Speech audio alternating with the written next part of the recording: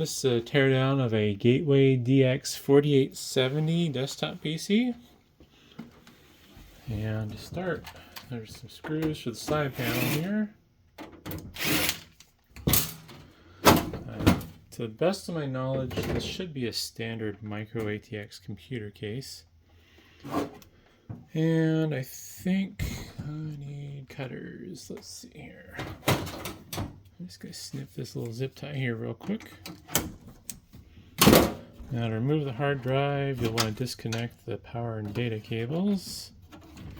And then there's a screw right there that holds the hard drive cage in. You loosen that, the cage should come out as an assembly like this. Now the SATA cable, you might want to feed that through if you can. Looks like there might not be enough room. We'll disconnect it from the motherboard and feed it through the other way. There we go. To remove the hard drive, you got 4 screws on the sides of the cage. And the hard drive will just slide on out like so. I think next we're going to remove the front, get the optical drive out. There's some plastic tabs here that latch it into place. And these are backwards from what I'm used to. You push down to release them, and the face plate will pivot outwards.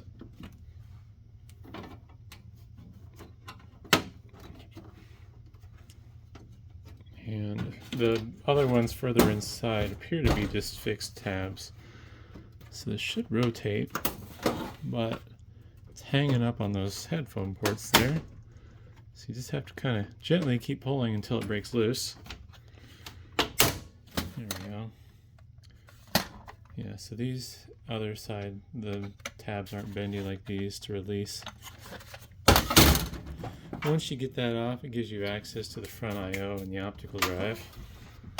To remove the optical drive, just take out the 2 screws on the side here. Let's see, the cable disappeared. There we go. And then you'll want to disconnect the cables for the optical drive. From there, you can slide it on forward and remove it. This does have other optical drive bays. If you want to install a drive, you just bend this back and forth till it snaps loose from the front of the case.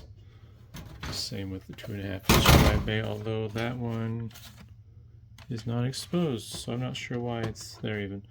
But you can do dual 5.25-inch drive bays in this if you want to. To remove the front I/O, whoops, that's not a screw. Where's the screw at? Looks like to remove the front I/O, you have to remove the top of the case. And to do that, we got 3 screws on the side here.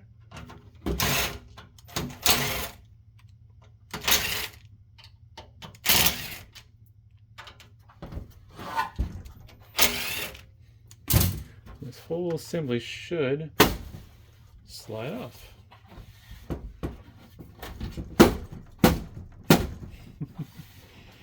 Sometimes you have to just give it a nice gentle slap to remove it. Or worst case scenario, if you're careful enough, you can also use a screwdriver to get some leverage under it. Generally, you're not going to need to take this off, so it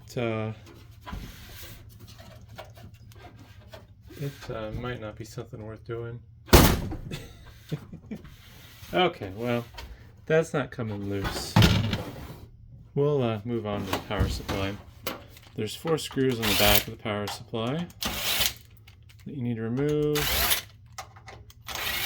This is just a standard ATX power supply, and this does not have any internal mechanisms locking it in. So once you disconnect all the cables, slide it forward and just kind of lift it out. And this is an FSP group power supply, but yours might have a different brand. Disconnect the front I/O cables here. This one was also configured with Wi-Fi.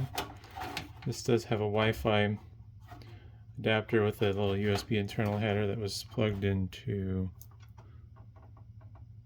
let's see, this one was plugged in right here like this. Or no, is it like that? No, it was like this. Like so, before I disconnected it. To remove the expansion cards, just lift up on this little thing here, a little door that holds them in place. And then you'll have to remove any screws that are holding them down. So there's a screw holding down the wireless card. That just will lift up like that. And yeah, pretty much a laptop wireless card on a little adapter board. Memory, just spread these apart to get the memory out, like so. Disconnect the fan. And then screws all the way around to remove the motherboard. We're going to get the heatsink out here first, I suppose. Give it a little twist. I didn't get the screws loose enough, so I gotta loosen those some more. Yeah. One holding on by just a thread. There we go. There's the heatsink.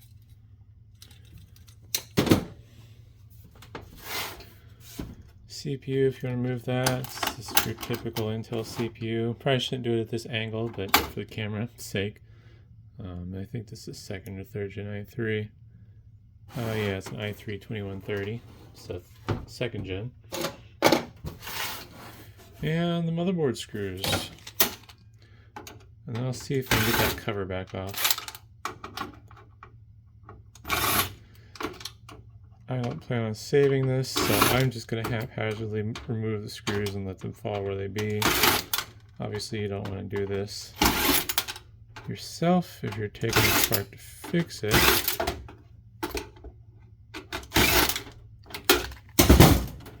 From there, it just kind of rotates out like that.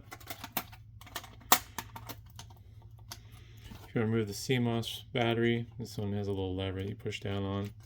Yours might vary, but basically you push down on it until the battery pops out, and then the new one just pushes it in an angle with the high side by the little latch thingy.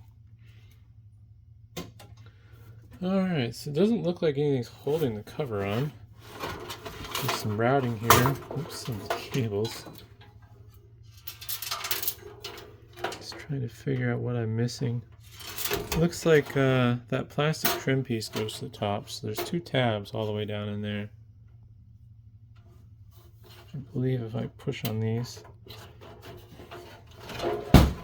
it'll release it.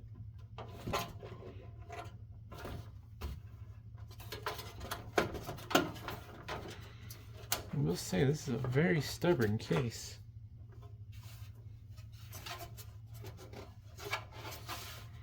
There's 4 tabs under there from the looks of it.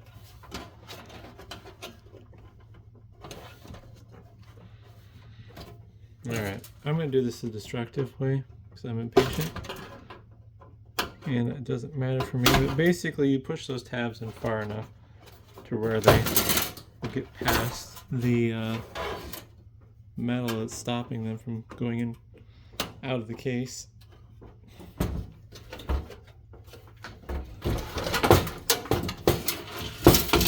Man, that is just stubborn. I've never dealt with a case so stubborn before. So where's that tab I was pushing on? Oh. It's under this metal bracket here.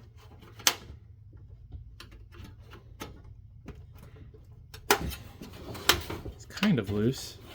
There's another one of the tabs. I suspect that this plastic trim piece is going through the back cover, back and top, and that's what is stopping me from removing it.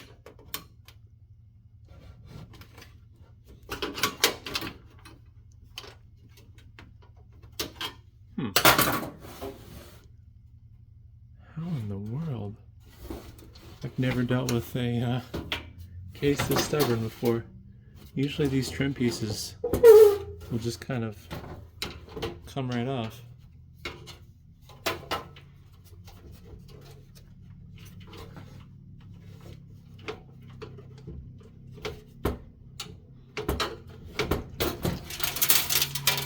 Clearly missing something. Those are free.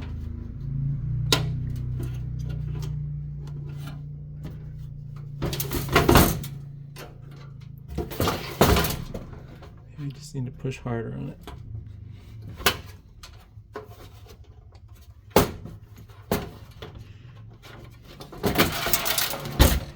Alright, we're going to do this the destructive way. Oops, where'd it go? Ah, there's 3 sets of tabs. I couldn't see one of them. So there's 3 tabs holding one way and then 2 tabs holding the other, and then it pivots off. And yeah, I believe that might have been what was, well, in these 2 screws here holding the front I/O on. I believe those are all what's holding the back and top cover assembly on.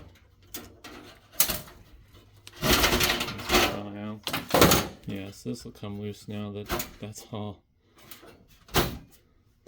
But assuming you didn't damage the locking tabs like I did, this pivots over the front I/O and then it snaps back into place like that. Actually mostly locks in. But yeah, I don't know. Hopefully that was helpful, and thanks for watching.